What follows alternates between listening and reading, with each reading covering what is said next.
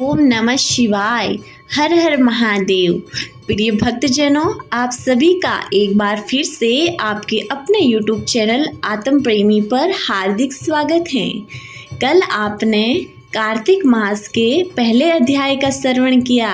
आज इस वीडियो में श्रवण कीजिए कार्तिक मास के दूसरे अध्याय का।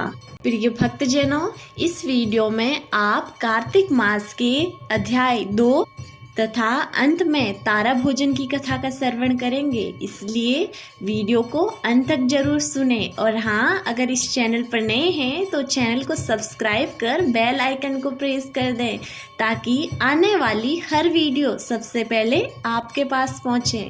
प्रिय भक्तजनों, अब श्रवण कीजिए कार्तिक मास के अध्याय 2 का। सत्यभामा बोली, हे भगवान, आप काल स्वरूप हैं और काल के संपूर्ण भाग समान हैं, तब फिर कार्तिक मास ही क्यों श्रेष्ठ है? हे देव, सब तिथियों में एकादशी और सब महीनों में कार्तिक महीना ही आपको प्रिय है। श्री कृष्ण बोले, हे कांते, तुमने अच्छा प्रश्न किया है। एकाग्रचित होकर बेन के पुत्र पृथु और महर्षि नारद का संवाद सुनो। जिसे पहले पृथु ने नारद से पूछा, तब नारद जी ने कार्तिक मास की श्रेष्ठता कही। नारद जी बोले, पहले सागर का पुत्र शंख नामक राक्षस त्रिलोकी के मंथने में समर्थ हुआ। उसने संपूर्ण देवताओं को जीत स्वर्ग से निकाला। इंद्रादि संपूर्ण लोकपालों के अधिकार अपने हाथ में कर लिए। सब देवता अपने भय के मारे अपने अपने स्त्री पुरुष आदि लेकर बहुत वर्ष तक सुमेरु पर्वत की गुफाओं में रह रहे थे। तब शंकासुर ने विचार किया, मैंने देवताओं को जीत तो लिया है, तो भी वे बलवान मालूम होते हैं। हाँ, अब जान पड़ता है कि वे सब वेद मंत्रों से युक्त हैं। इससे अनेक वेद मंत्रों का हरण करने से वे सब बलहीन हो जाएंगे। ऐसा विचार कर वह असुर विष्णु भगवान को नींद से ग्रस्त देख स्वयंभू ब्रह्मा जी के लोक में जाकर वहां से वेदों को निकालकर छलने को तत्पर हुआ। तब वे उसके भय के मारे यज्ञ के मंत्र और बीजों समेत जल के प्रवेश कर गए।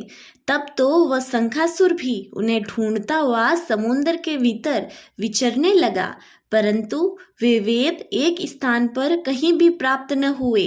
पीछे से ब्रह्मा जी सब देवताओं को संग ले और पूजा की सब सामग्री इकट्ठी कर बैंकुट में विष्णु भगवान की शरण में गए। वहां उनके जागने से निमित्त सब देवता गाने बजाने लगे और गंध धूप बार बार देने लगे। उनकी भक्ति से संतुष्ट होकर भगवान ने नेत्र खोले। तब सब देवताओं ने विष्णु भगवान के दर्शन किए और पोड़सोपचार से पूजा करके दंडवत पृथ्वी पर गिर पड़े। तब तो माधव भगवान उनसे कहने लगे, हे देवगण, मैं तुम्हारे भजन कीर्तन आदि कार्यों से प्रसन्न हुआ हूँ। आप लोगों की मनोकामना मैं पूर्ण करूँगा। अश्विन शुक्ल पक्ष की एकादशी से देव उठनी एकादशी तक पहर भर रात्रि रहे, तब से जो मनुष्य तुम्हारी तरह भजन और कीर्तन करेंगे वे मुझे प्रसन्न कर मुझे प्राप्त होंगे। शंखासुर जिन वेदों को हर लाया वे सब जल में स्थित हैं। उन्हें मैं शंखासुर का मार कर लाऊंगा। अब वे बीज मंत्र समेत सब वेद प्रतिवर्ष कार्तिक के महीने में सदा जल में निवास करेंगे। मत्स्य रूप धारण कर मैं जल में जाता हूँ। तुम संपूर्ण मुनियों को लेकर संग आओ। इस लोक में जो अच्छे मनुष्य प्रातःकाल स्नान करते हैं वे निश्चित अक्षत स्नान के फल को प्राप्त होते हैं।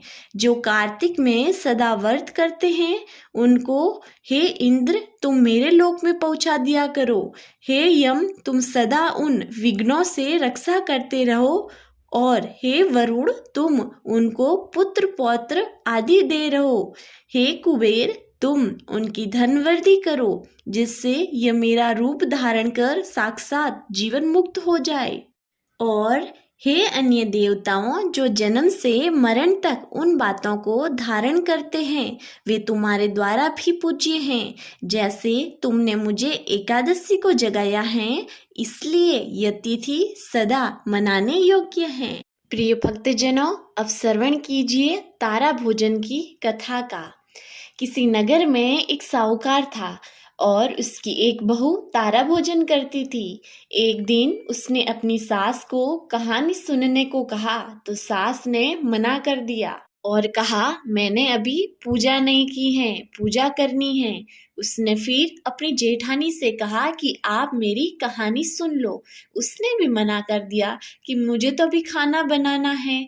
उसने फिर अपनी देवरानी से कहा तो उसने बहाना बना दिया कि बच्चों को देखना है, और फिर उसने अपनी ननद को कहानी सुनने के लिए कहा। उसने भी मना कर दिया कि मेरे ससुराल से मेरा बुलावा आ गया है और मुझे जाने की तैयारी करनी है। फिर वह साहूकार के पास गई और बोली कि आप ही मेरी कहानी सुन लो। तो साहूकार ने कहा, व्यापार देखना है, कहानी सुनने का समय नहीं है। उसकी यह मनोदशा देखकर भगवान उसके लिए स्वर्ग से विमान भेजते हैं।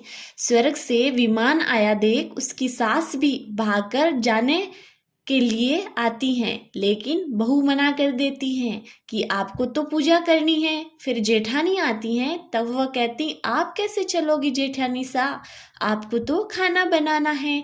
देवरानी आती हैं तो उसको भी वो मना कर देती हैं कि आप तो अपने बच्चों का ख्याल रखो। ननद आती हैं तो वो कहती हैं, आपको तो ससुराल जाने की तैयारी करनी है, तो आप रहने दो। साहूकार जी आते हैं कि मैं चलता हूँ तुम्हारे साथ, लेकिन बहू कहती हैं कि आपको तो व्यापार संभालना है, उसे संभालो। आखिर में पड़ोसन आती हैं और कहती हैं कि बहन मैं तुम्हारे साथ चलूं। तब बहू कहती हैं, हाँ तुम मेरे साथ चलो, क्योंकि एक तुम ही तो हो जिसने कार्तिक के पूरे माह की कहानी सुनी है। दोनों विमान में बैठकर स्वर्ग जाने लगी। तभी रास्ते में उस साहूकार की बहू को घमंड आ गया कि मैंने कार्तिक के पूरे महीने का व्रत किया और कहानी कही, इसलिए मुझे स्वर्ग का वास मिल रहा है।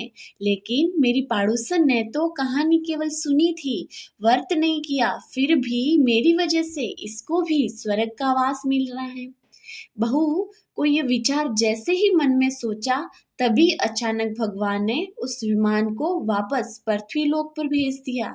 उसने भगवान से पूछा कि हे भगवान, मेरा अपराध तो बचा दीजिए, आप मुझे वापस पृथ्वी लोक क्यों भेज रहे हैं, आप ऐसा क्यों किया। भगवान बोले कि तुम्हें घमंड हो गया है, इसलिए तुम यहीं धरती पर रहो, और अब तुम आने वाले 30 साल तक तारा भोजन व्रत करोगी, तभी तुम्हें स्वर्ग की प्राप्ति होगी।